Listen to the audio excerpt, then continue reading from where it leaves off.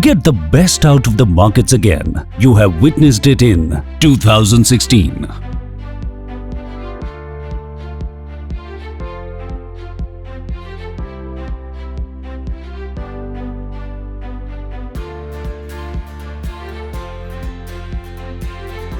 2018.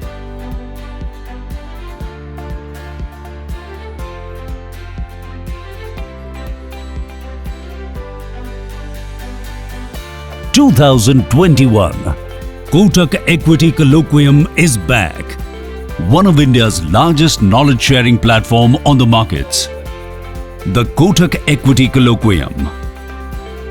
From Kotak Mutual Fund, India's fifth largest mutual fund.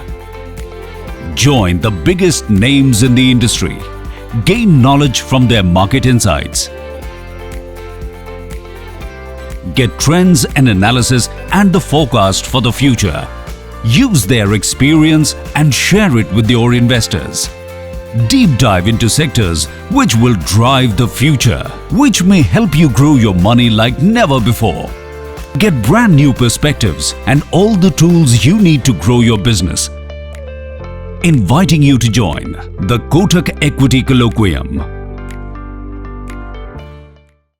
Good evening, friends, and welcome to another edition of Kotak Colloquium for the month of January 2022, the first such program for this calendar year.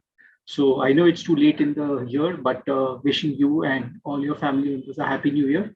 I hope you all are safe, staying safe and sound, and taking care of yourselves and your colleagues and your near and dear ones. We have been bringing this program to you all for the last 1 year. We've been covering various sectors, and we've got some very good feedback from our viewers and the people who have been attending this program regularly. Very interesting questions that they've been putting up and clarifying their doubts and thoughts on various sectors that they would have. We do highlight a little bit about our outlook as far as the market is also concerned, interest rates, and we do try to cover as many questions as possible with the sector that we are covering in that particular program, as well as the markets or interest rates or economics concerned. We've been continuously bringing a lot of such programs. Like last week, we did one knowledge session on Bitcoin and blockchain, which was very well received, and we saw huge participation of almost more than 1,500 people wanting to know more about that sector. And friends, all of these videos are put up on our YouTube channel, which is Kotak Mutual Fund. Please do subscribe to it if you haven't done it yet. Please do share the links with your friends, your investors, your other partners and business associates, so that they could also have a look at these programs from time to time and sort of get to know much about different sectors, markets, and the various knowledge series that we share. This month we are covering the consumer discretionary sector, and as usual, we have an elite panel of my colleagues, Harsha Upadhyay, CIO and Head of Equities at Kotak Mutual Fund, Shivani Kurian, who's the Head of Research and Senior Portfolio Manager, and Bhargav Buddhadev, who is basically an equity analyst who will talk to us about this particular sector, which is the consumer discretionary sector. You could put up your questions on the Q&A chat of the YouTube, and I will compile them and sort of ask your questions on your behalf with our panelists. And we'll try to see as many questions that we can do to answer. So friends, thank you once again for being there with us for this program. Welcome to Equity Colloquium for January 22. And I'd like to invite Harsha to take this discussion forward. Thank you, Manish. Good evening, friends. Hope all of you have been staying safe. Welcome to yet another edition of Equity Colloquium.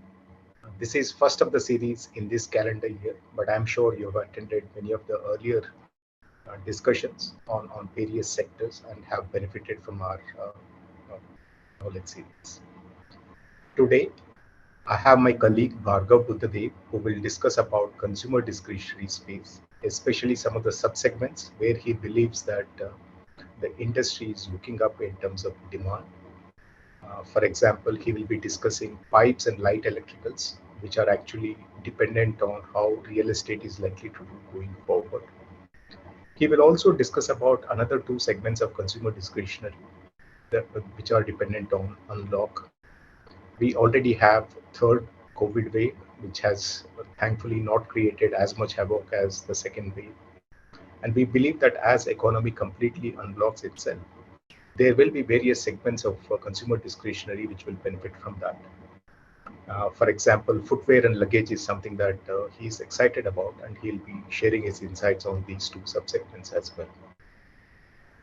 Before I hand over the discussion to Bhargav to continue on these consumer discretionary subsegments, let me give you my quick take on the markets. If you remember our earlier interaction, we had sounded out cautiousness simply because of the kind of changes that we were seeing in the macro environment, especially in terms of interest rate movements and inflation. I think clearly that has panned out. Yesterday's Fed meeting has clearly showed that Fed is more hawkish than what the market was anticipating earlier.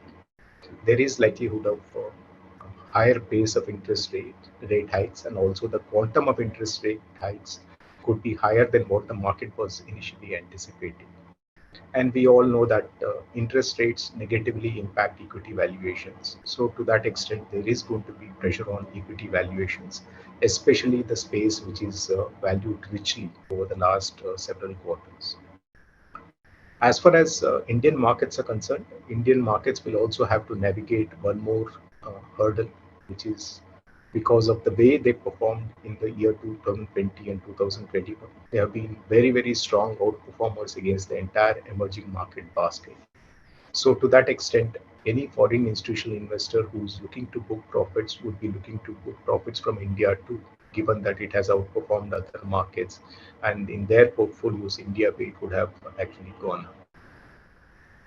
And in the last equity colloquium, we had mentioned that we should not see this as more as a year-end phenomenon. It is more likely to continue, and the real direction of the market will be known only from the middle of January. I think that's exactly what has happened. In the last week of December and early part of January, we really did not see much of activity. But however, foreign institutional investors are back in terms of selling, and they have sold more than $2 billion worth of Indian equities in this month alone. And that has led to a lot of volatility in the markets. As far as earnings season is concerned, it has panned out broadly in line with expectations. But what is not so exciting for the markets is the fact that there have been no big upgrades for financial year 22 or for financial year 23. So to that extent, we really have not seen any positive cues coming from earnings season on the overall basis. On top of that, we also have a couple of events like budget and state elections, which are coming in the next few weeks. So to that extent, and also the fact that the macro environment is changing, we believe that volatility will continue in the markets.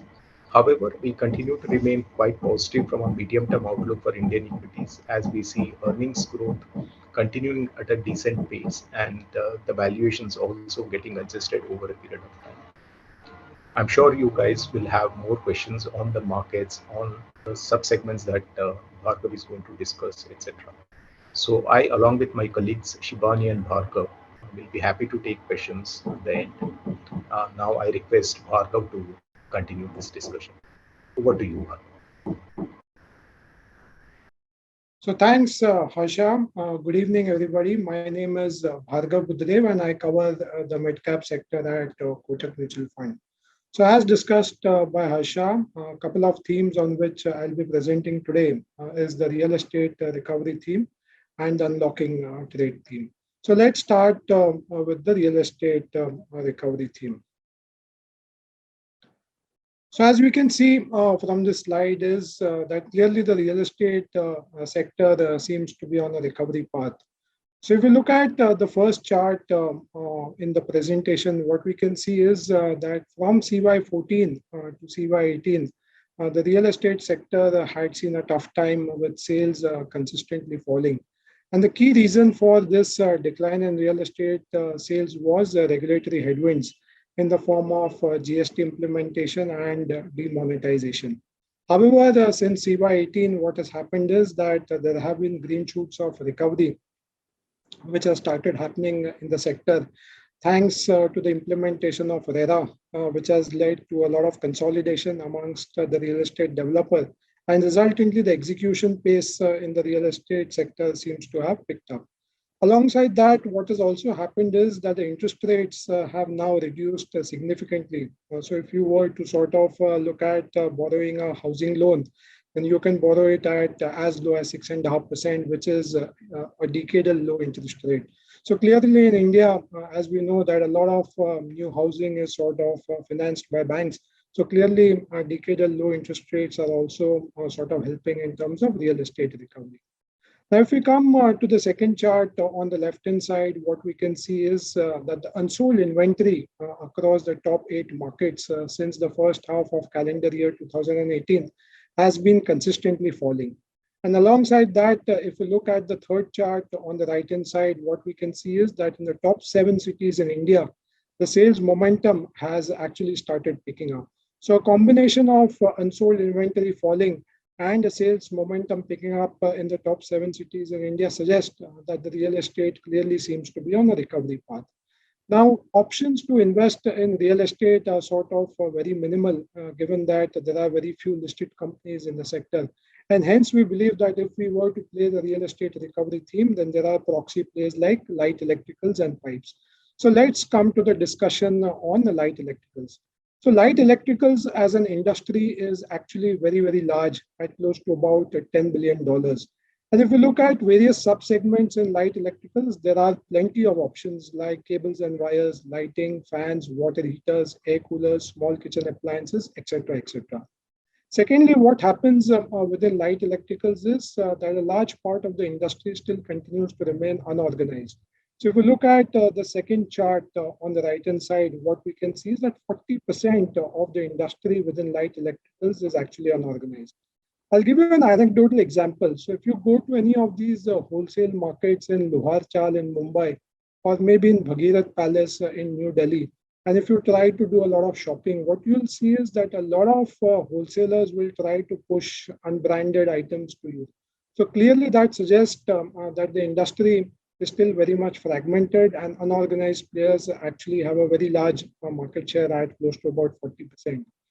Within the overall light electrical industry, if we look at subcategories, what we see is that cables and wires, lighting, and air coolers typically have a very large presence of unorganized market.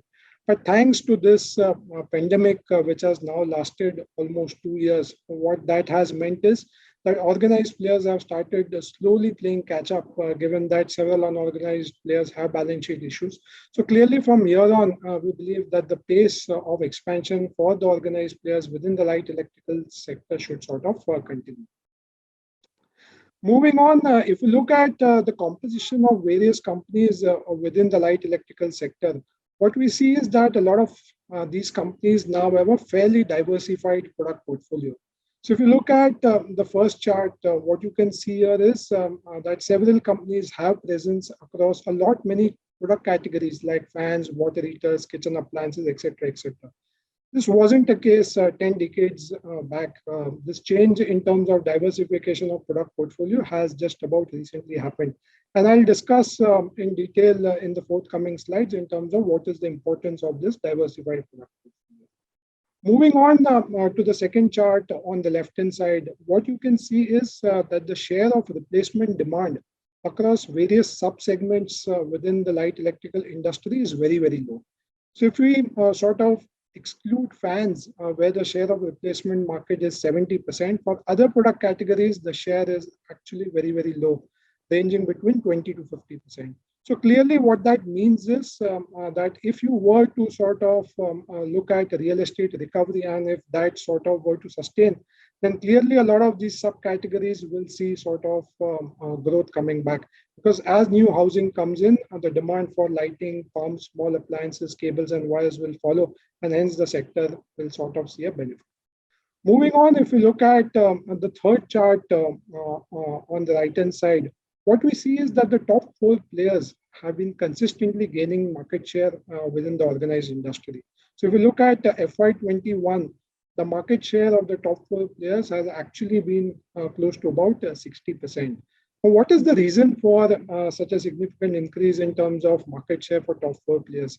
One of the main reasons for that is the diversified product portfolio. So if you were to go a decade back, many of these companies mentioned in the presentation would have focused just on a single product. For instance, Havells would have primarily focused on cables and wires.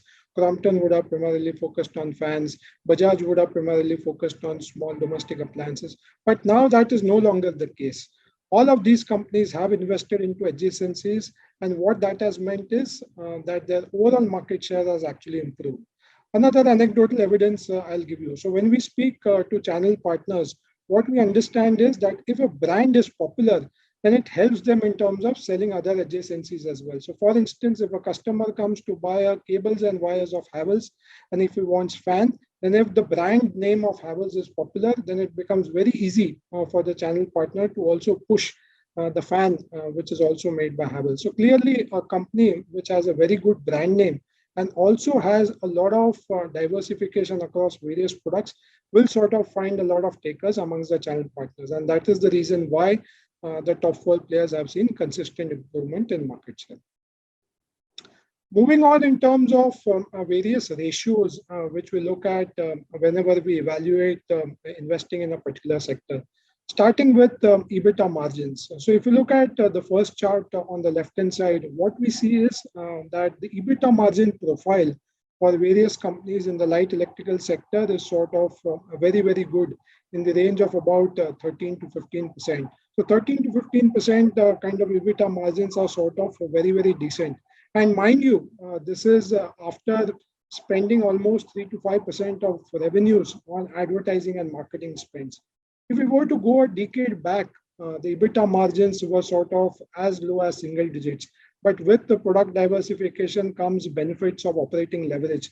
And because of this diversification of product portfolio, the EBITDA margins have now sort of increased to around 14 to 15%. We typically don't like companies which make a very high EBITDA margins, which is north of 30, 35%, because that attracts a lot of competition. If you are in that 12 to 18% EBITDA margin band, it's a fairly sweet spot, doesn't attract competition, and that's one of the sources of competitive advantage. Moving on, if you look at the second chart on the right-hand side, which shows the cash cycle, or it can also be considered as working capital cycle. This is also very, very decent in the range of about 1 month to 2 months. One of the reasons why the cash conversion cycle is so low is because a lot of these companies have initiated channel financing. By initiating channel financing, what happens is that your receivable cycle actually reduces significantly. And mind you, most of this channel financing is without any recourse. So tomorrow, if the channel partner were to get into a default territory as a company, you are sort of not at all liable to sort of compensate the banks. So clearly, this channel financing has helped these large companies to sort of improve their cash conversion cycle. And mind you, it benefits both the company as well as the channel partner. Why it benefits the company is because they get the payment within a matter of about 10 to 15 days. And why it benefits the channel partners is because they get the much needed working capital funding at sort of optimal interest rates in the range of about 9 to 10%, given that there is an introduction of the corporate, so that helps in terms of reducing the leverage. Moving on to the balance sheet, if you look at the return on equity for many of these companies, it is very, very superior in the range of 25 to 35%. Whilst strong EBITDA margins and good cash conversion cycle is helping return on equity, but what is also boosting return on equity is the lower capital intensity. So what has happened in this sector is that there is a very good ecosystem amongst the vendor community. So a lot of these unorganized players, which were sort of hitherto operating for a decade, what they have done now is they have become vendors to the organized players. So because of they becoming vendors, a lot of these organized players start outsourcing the manufacturing to these vendors and resultantly enjoy superior gross block turns. And that translates into a very attractive return on equity. Moving on to the leverage, if you look at the chart on the right-hand side, what we can see is that most of these companies don't have any leverage as such. And this is a very important firepower which helps them in terms of spending a lot in terms of research and development, and also sort of advancing their factories. So clearly from here on, the funnel as far as innovation is concerned will see a lot of improvement. In fact, we've seen significant innovation across light electrical companies in various products. For instance, a lot of IoT is now being sort of introduced across various categories like fans, water heaters, lighting, etc., etc. And this pace of innovation should continue, given that most of these companies have very attractive balance sheets. So clearly, the light electrical sector seems to be in a fairly sweet spot. Moving on to the next proxy play on the real estate recovery, which is pipes. So as we can see from this slide, that pipes is part of the overall building material sector, which includes various subsectors like tiles, sanitary ware, wood panel, cement. Now, similar to light electrical companies, the replacement demand for all the subsectors is actually very, very low. So if I talk about pipes, the average life cycle of a pipe is about 15 years. So clearly, if I were to buy a pipe today, I would not need to buy pipe for another 15 years. So what will sort of drive the sales of pipes? What will drive is the sort of new housing. So as the real estate cycle sort of picks up pace and as new housing sort of comes into operation, what will happen is that most of these building material companies will see a lot of benefit, because as new houses come, the demand for building material will sort of also come in. So clearly, pipes as a subsector is also a very good beneficiary of real estate recovery. So let's move on in terms of what is the market size. So pipes is the largest sector within the overall building material space. So if you look at the market size, it is humongous at close to about 35,000 crores. And alongside tiles, they are sort of the largest market amongst the overall building material pie. Similar to light electricals, even pipe companies have almost 35% sort of share coming in from the unorganized players. So clearly, this COVID situation has led to a lot of disruption amongst the unorganized community, and I'll come to this as we move on. But clearly, from here on, we see the pace of acceleration amongst the organized players in the pipe sector as well. And because there is 35% of the market which is unorganized, there is a lot of room for growth as far as the organized players is concerned. Moving on, if you look at this slide, what we sort of understand is that amongst the building material companies, pipes is the fastest growing sector. Now, what is the reason for this? One reason for the pipes to grow the fastest is the critical application. So most of these pipes are sort of concealed in your houses. So as a consumer, you would not want to take a risk of sort of investing in a substandard pipe, because God forbid, if tomorrow there is leakage, then essentially it's a lot of headache to sort of replace those pipes. And as a result, what happens is that the organized companies within the pipe sector have seen a lot of benefit, given that the product quality is far more superior. Alongside that, what pipe companies have also done is they have invested in a lot of adjacencies. So there are several pipe companies who are now present into storage water tanks, who are present into packaging, who are present into adhesives, who are present into bath fittings. So clearly, that has also helped the sector to sort of outpace the growth of other home building material companies. The main advantage for a pipe company is that the channel partner to whom the pipe company supplies also sort of stocks other items which I mentioned, like storage water tanks, bath fittings, etc., etc. Moving on to the second chart on the right-hand side. So several investors sort of look at cement as a proxy to real estate recovery, and common sense suggests that this is a very, very likely choice. But if we were to compare the growth of the top four listed pipe companies with the cement sector, what we understand is that the pipe companies have actually grown at 2x the growth at which the cement companies have grown.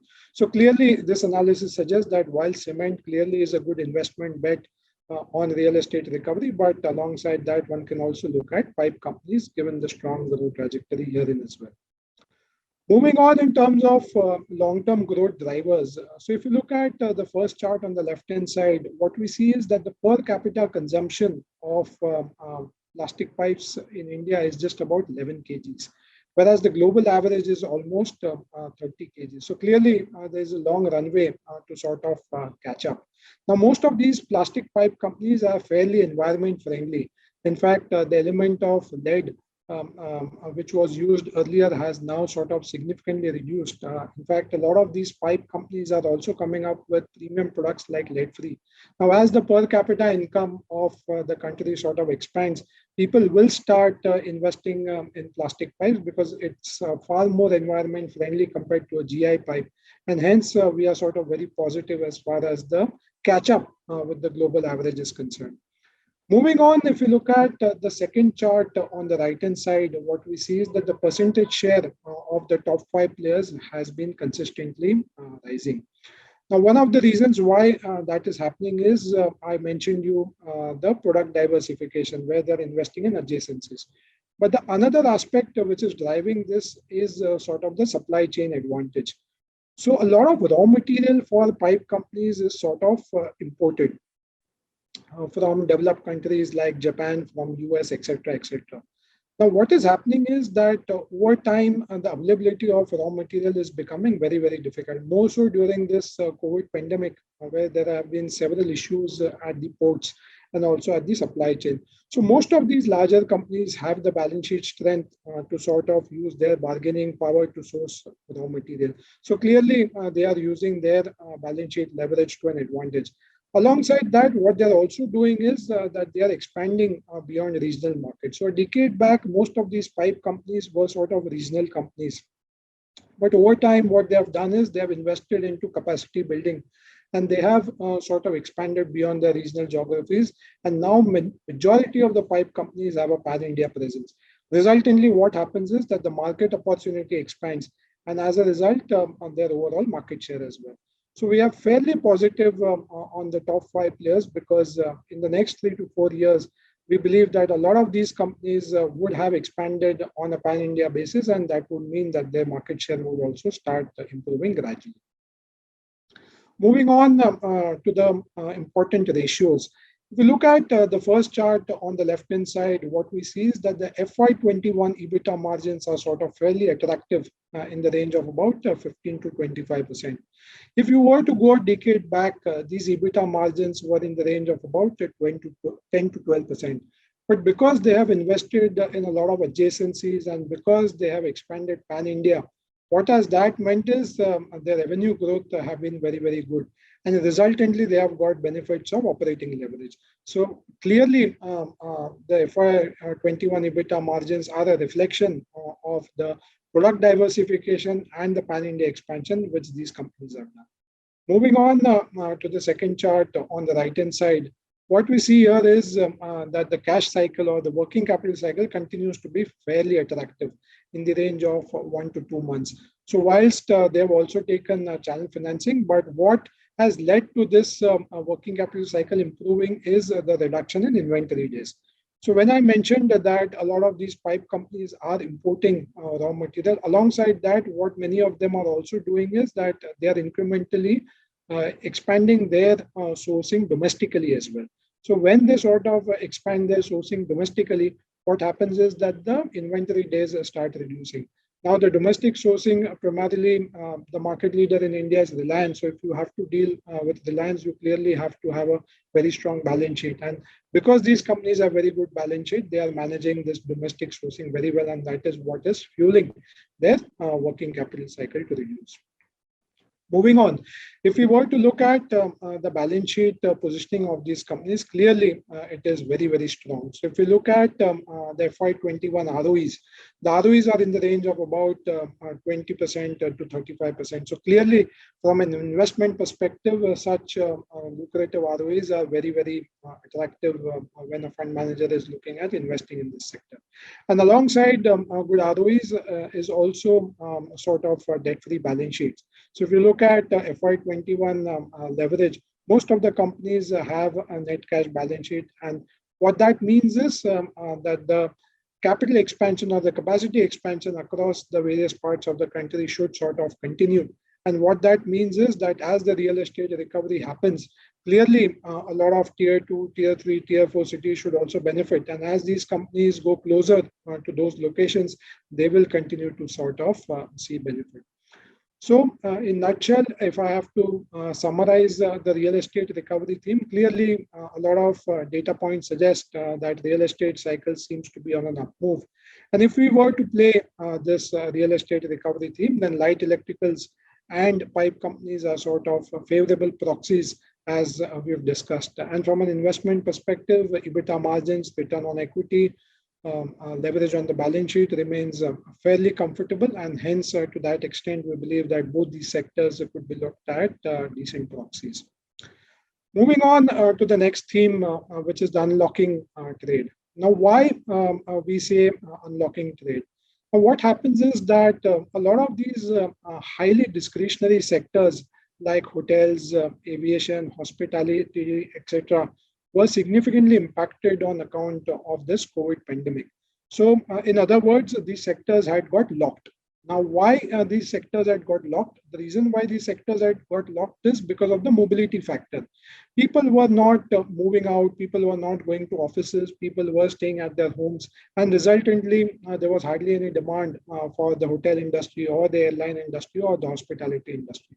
But now, with the pandemic sort of subsiding, obviously we are in the third wave.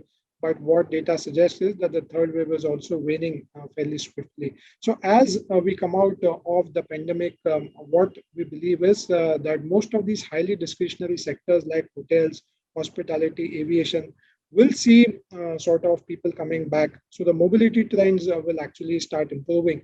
And that is where we are sort of betting our bets. So obviously one can invest in hotels, hospitality or aviation, but other proxy plays which one can evaluate are the footwear and the luggage sector, because both of these sectors are significantly dependent upon aviation, hospitality, hotel industry. So clearly if those industries were to benefit, then these sectors would also benefit, and hence a good proxy plays.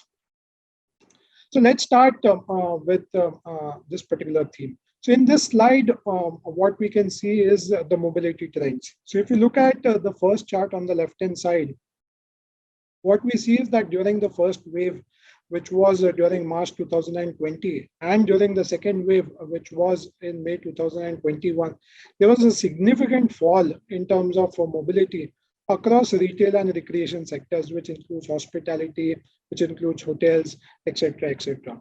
But what is also interesting is that once we came out of the first wave, once we came out of the second wave, there was a significant recovery on the mobility factor across retail and recreation.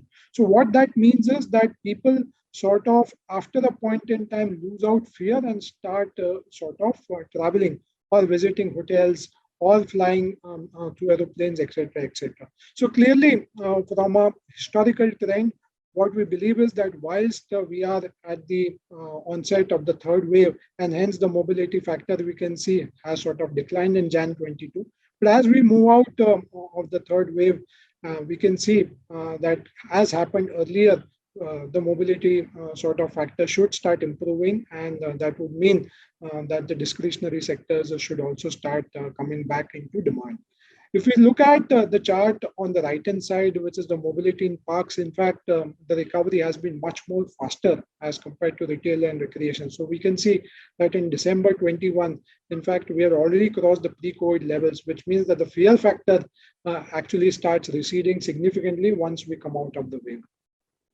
Moving on, if we look at the mobility factors across residential and workplace, clearly we can see that the same trends are visible as in the case of retail and recreation and parks. So if you look at the chart on the right-hand side, which shows the workplace mobility. So like in the earlier chart, in March 20 and May 21, we saw that the mobility across workplaces had fallen significantly. But look at the recovery. I mean, once we were out of the first and the second wave, the recovery has been sort of very, very quick. And if we look at the chart on the left-hand side, obviously that's a opposite chart. So as the mobility improves at the workplaces, the mobility declines at the residential places. So if we were to summarize both these slides, the clear message is that once we come out of the pandemic, people start sort of coming back to offices, start living a normal life, and resultantly, the highly discretionary sectors sort of get demand back. Now let's talk on footwear, which is one of the proxy plays on the highly discretionary sectors. So if you look at both these charts, the first chart is of Bata and the second chart is of Relaxo, we can see very similar trends. So if you look at the revenues during the first wave, which is first quarter FY21, we saw a significant decline in revenues, and that is because of the mobility factor sort of declining. Likewise, in the first quarter of FY22, again, we saw a significant decline in terms of revenues because of the falling mobility. But look at the recovery. I mean, if you look at the second quarter FY22, the sales came back very sharply. In fact, the recovery was as high as 85% of pre-COVID levels. Likewise, in the case of Relaxo, if you look at the chart on the right-hand side, in fact, in the second quarter, the recovery was almost similar to the pre-COVID levels. The reason between Bata's recovery being lower and Relaxo's recovery being higher is Bata is more a mass premium play, whereas Relaxo is more of a mass play. And hence the recovery for a mass play is always much, much quicker as compared to a mass premium play. Similar trends for the luggage as well. So if you look at the luggage, obviously 50% of the demand is sort of dependent on travels. So again, we can see that in the first quarter FY22, and the first quarter FY21, there was a significant drop in sales of both VIP as well as Safari. But look at the recovery again. In the second quarter FY22, we reached to almost 80% of pre-COVID levels in the case of VIP, and in the case of Safari, we've actually crossed the pre-COVID levels. Same logic, I mean, Safari being a mass brand will see faster recovery, whereas VIP being a mass premium brand sees a slightly delayed recovery. But the common message is that as the highly discretionary sectors like hotels, hospitality, aviation sort of see demand, you should see demand coming back even for proxy sectors like footwear and luggage. Now let's look at the long-term drivers. If you look at the first chart on the left-hand side, the share of the organized footwear industry in FY20 is as low as just 31%. So almost 70% of the industry is sort of unorganized. Look at what happened in just 1 year from FY20 to FY21. There was a sharp 5% increase in terms of market share for the organized footwear industry. Now, why has that happened? The reason why this has happened is that a lot of these unorganized footwear players sort of depend a lot in terms of China sourcing. And during the pandemic, what happened was there were a lot of supply chain constraints. Freight cost went to the roof. They almost increased by 3 to 4x. So clearly, the unorganized industry sort of saw a lot of impact as far as sourcing from China is concerned. And resultantly, the organized players saw a lot of benefit. In fact, when we talk to a lot of these traders who are dealing with imports in terms of footwear and luggage from China, they have actually started shifting businesses because they see that on a structural basis, sourcing from China will be a problem now, given that on the political side also, the equation between India and China is now no longer the best. If you look at the second chart on the right-hand side, we can clearly see that in luggage also, the share of unorganized industry was as high as almost 45% as on FY20.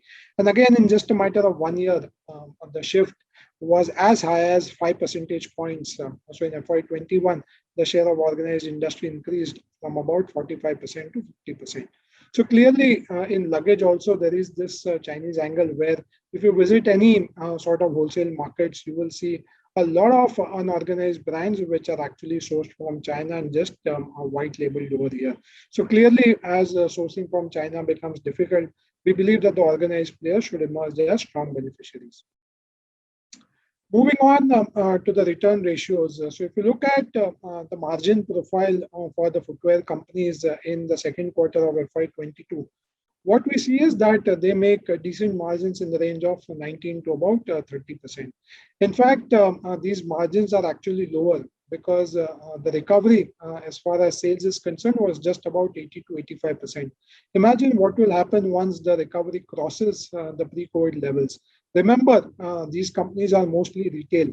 and hence they are sort of high on fixed cost like rent and employee cost. So any sort of momentum they see on the revenue front will actually translate straight into EBITDA margins. And in fact, as the recovery happens and the economy opens up and the revenue growth momentum picks up, your EBITDA margins are only likely to improve from here. Moving on to the second chart on the right-hand side. So if we look at cash cycle or the working capital cycle, it is fairly decent in the range of about 1.5 to 2 months. Remember, most of them are retail companies and hence there is no receivables. But on the inventory front, these companies have done very well. So historically, many of these companies used to have almost 6 to 9 months of inventory. But now with the use of technology, and auto replenishment systems, what has happened is that the inventory days have actually started reducing to about 4 to 5 months. Also, what these retail companies are now doing is they are doing a lot of rotation. So any sort of SKU which is slow moving, that SKU is transferred from one store to the other. And therein lies the secret of inventory turns improving. Auto replenishment modes are also now used very particularly, and that has meant that the excess stock which they used to have in their stores. Remember, when we as kids used to enter into such footwear stores, we used to see these brown boxes at the start of the store near the entrance. But no longer that is now the case because auto replenishment systems have meant that the inventory at the store level is now actually very good. Moving on to the balance sheet, if you look at the return ratios for footwear companies, clearly they are sort of fairly decent in the range of 18 to 21% as far as FY20 is concerned. FY21 obviously is not the right data point to look at because the sector was significantly impacted because of the falls in mobility and hence many companies actually made losses. So FY20 is the right metrics. In fact, as the share of organized players start improving and the revenue growth momentum starts building up, what you will see is that this return on equity, which is in the range of 18 to 21% in FY20, has a lot of scope to sort of improve in the range of about 25 to 30%. A lot of these companies are now sort of expanding their store count.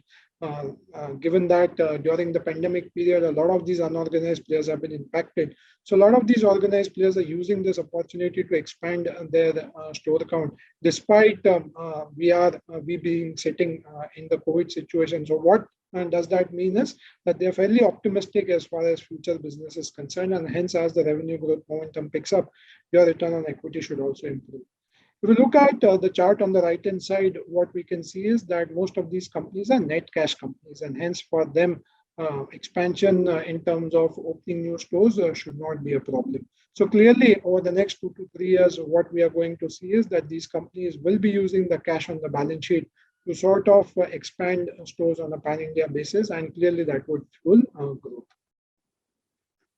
Moving on to the luggage companies, if you look at the EBITDA margin profile of the luggage companies on the left-hand side, what we see is that clearly these are decent margins. So if you look at VIP, they were at about 17%. If you look at Safari, it was about at about 10.5%.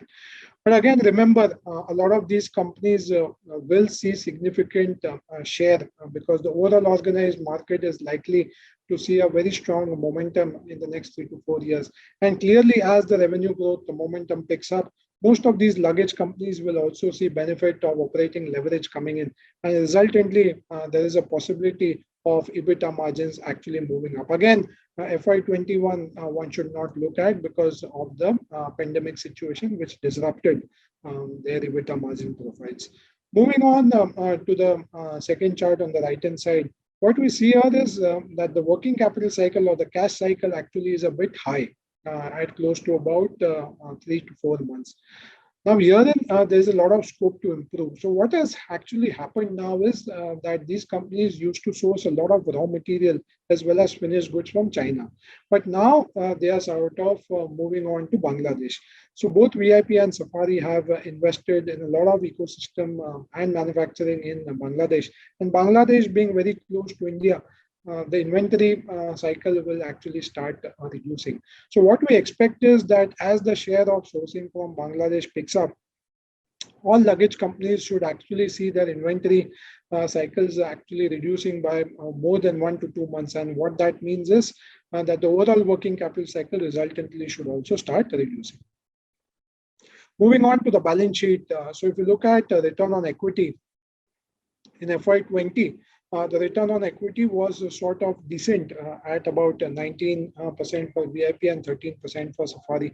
FY21 again is not the right metrics, but from here on we should see the return on equity also improve, because as the working capital cycle reduces, clearly it will have a disproportionate impact on the return on equity. And also as the revenue growth momentum picks up, led by favorable operating leverage, your EBITDA margins will also improve. So both EBITDA margin improvement and falling working capital cycle will lead to significant jump in terms of ROE. Moving on to the second chart on the right hand side, clearly these companies sort of have a reasonable amount of debt. So Safari has sort of debt, but if you look at FY21, it has become net debt. In fact, for VIP in FY21 is a net cash company. So despite seeing the pandemic where FY21 got significantly impacted, both these companies have actually managed their balance sheet very well, and resultantly the balance sheet are in a fairly healthy position. So clearly this healthy balance sheet will be used as a sort of leverage to expand going forward, and also improve sourcing from Bangladesh by making more and more investment in that country. So clearly we are sort of fairly good in terms of balance sheet strength as well. So in a nutshell, clearly the economy, which has now stopped because of the third wave, will see sort of swift recovery as seen post the first wave and the second wave subsiding. And clearly as the economy opens up, we should see both luggage and footwear companies benefiting. Historically also, we have seen sort of evidences of both these companies improving. So likewise, once we come out of the third wave, we should see both these companies sort of improving as far as the financial metrics is concerned. So net, we like both these sectors, and obviously we've seen that the return ratios and the balance sheet also continues to be fairly decent. So that's what I wanted to discuss today on both the real estate recovery piece as well as on the opening of trade. Mutual fund investments are subject to market risks. Read all scheme-related documents carefully.